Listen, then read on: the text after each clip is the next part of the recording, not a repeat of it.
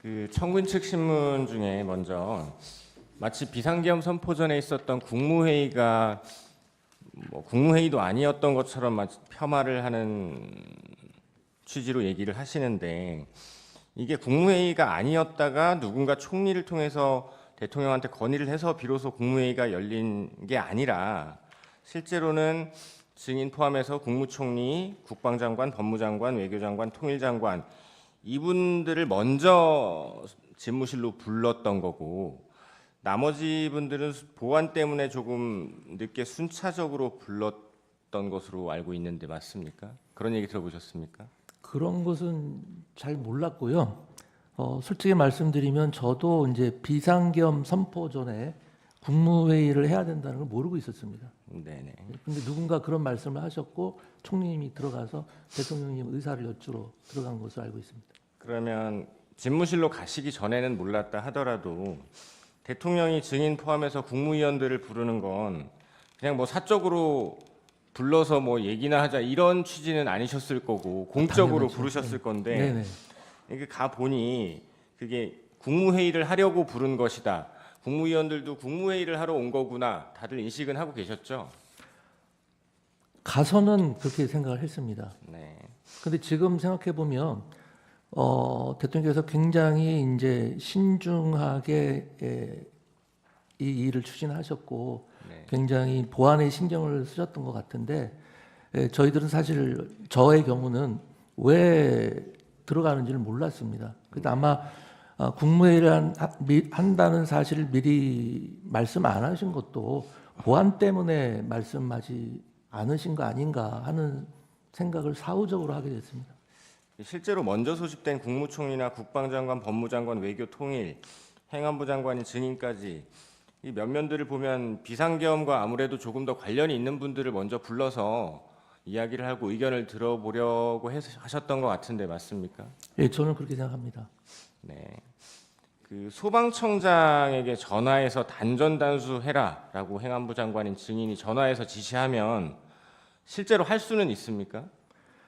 저는 그게 사실 의문입니다. 아까 그 맥락이라든지 무슨 의미인지 이해를 못하겠다고 한 게 도대체 단전단수가 이 소방청의 업무인지도 지금 여전히 저는 의문입니다. 예, 제가 알기로도 증인이 소방청장에게 단전단수를 지시할 권한도 없고 소방청장 역시 단전단수를 시행할 권한도 없는 것으로 알고 있습니다. 그래서 여쭌 건데 행안부 장관이 소방청장한테 전화 한 통화해서 단전단수 가능합니까? 저는 그게 가능하지 않다고 생각하는 게, 보통 단전하면 한전이나 단수는 수도국이나 수도사업소 이런 일 상상하게 되지, 생뚱맞게 무슨 소방에서 단전단수를 한다는 게 너무도 이상했고요. 만약에 제가 그걸 전화를 했으면 소방청장한테 제일 먼저 단전단수를 소방에서 하는 일입니까? 라고 물어봤을 것 같아요. 네. 계엄군 출동 관련해서 아까 좀 오해의 소지가 있게 청구인 측에서 물어보셨는데 MBC는 계엄군이 간 적이 없습니다. 그리고 여론조사 꽂힐 경우 국방부 장관이 계엄군을 보낸다라고 해서 대통령이 보내지 말라라고 해서 가다가 돌아온 사실 알고 계십니까? 그런 디테일한 내용은 전혀 모르고 있습니다. 네. 그리고 이재명 대표 방탄특검법에 대해서 디테일한 건 모르신다고 하셨는데 김성태 대북송금 특검법, 쌍방울 대북송금 특검법, 화천대유 50억 클럽 특검법 이런 것들 들어보셨고 이게 이재명 대표와 관련된 건 알고 계셨죠? 네, 그건 알고 있습니다. 그래서 아마 대통령께서 그런 점 말씀하신 거 아닌가 싶습니다. 네. 재판장님, 남은 시간 한 1분 50초만 한번 물어도 되겠습니까? 그거는 대리인한테 좀 전달해서 대리인이 좀 물었으면 좋겠습니다. 예, 전달해 주시죠. 네. 부서의 개념이 무엇인지 다시 여쭤봐도 되겠습니다. 네네. 부서. 네. 부서라는 것의 개념이 뭡니까? 제가 알기로는 부서의 제도적 취지는 어떤 국법상의 행위를 함에 있어서 그러한 의사결정이 있었다는 것을 확시하기 위해서 소관부처 장관과 총리가 그런 행위가 있었다는 것을 확인하는 의미라고 생각을 합니다. 그래서 옛날에는 서명으로 했겠지만 지금은 다 전자적인 서명 방식으로 하고 있습니다. 그리고 아까 말씀드린 바와 같이 부서의 시기, 그러니까 어떤 국법상의 행위 전에 해야 되는지 행위 후에 해도 되는지에 대해서는 명백한 규정이 제가 아는 한은 없는 것으로 알고 있습니다. 그 청구인 측 신문 중에 계엄 선포 담화에도 부정선급이 없었다. 적어도 그날은 부정선거에 관한 언급은 없었다. 이런 질문 있으셨는데 국무위원들이 평소 이 부정선거 외에도 뭐 탄핵, 예산삭감, 그 거대 야당의 무분별한 이런 횡포들에 대해서 대통령 의견에 많이들 공감하셨죠. 아, 당연하죠. 예. 네. 그리고 특히 증인은 행안부 장관이신데 대통령으로부터 그 공정선거의 중요성에 대해서 자주 들어보셨죠. 그렇습니다. 행안- 이번 총선 전에도 네. 선관위와 협력해서 선거 관리 철저히 잘 하라고 몇 번 당부하신 적도 있습니다.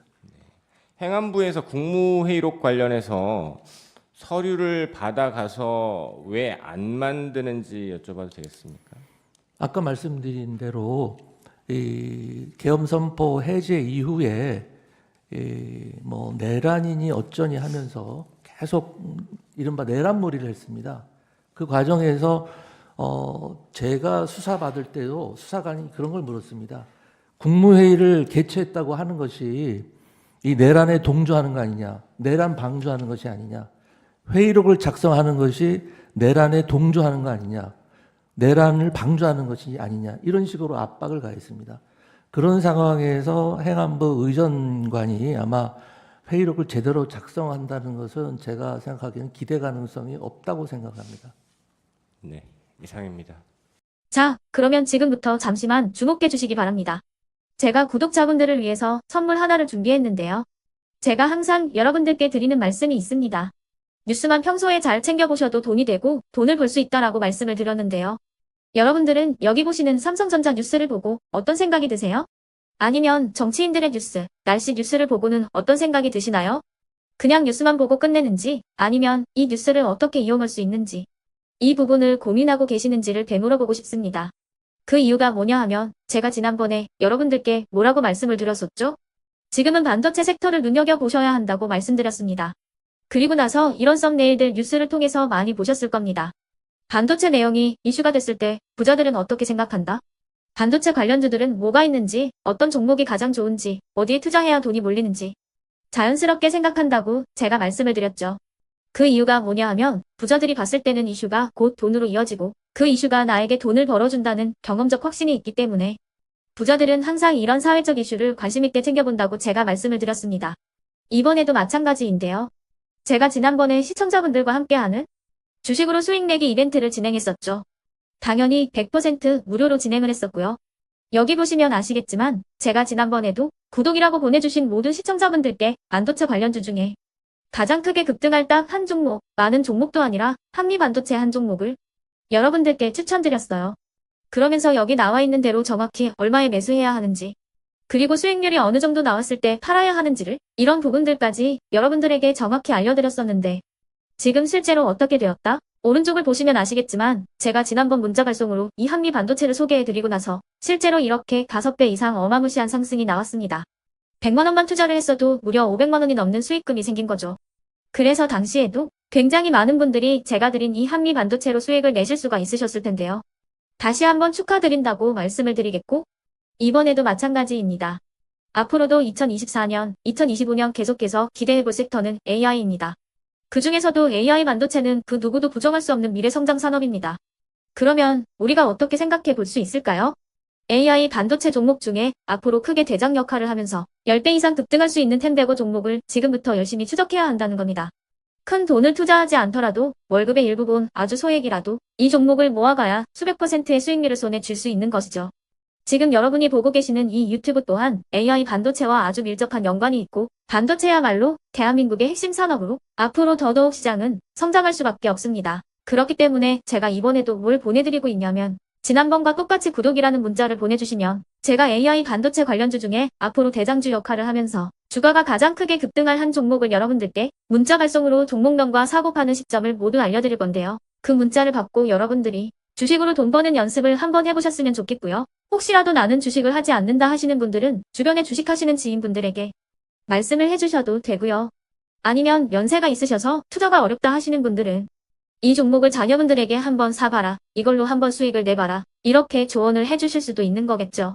그래서 지금 이 영상을 보시는 시청자분들 중에 나도 이번 종목이 좀 궁금하다 하시는 분들은요. 누구나 상관없이 그리고 어느 시간대나 상관없이 부담 없이 010-2514-5930번으로 구독이라는 문자 보내주시면 제가 이번에도 똑같이 무료 추천 급등주 문자를 보내드리겠습니다.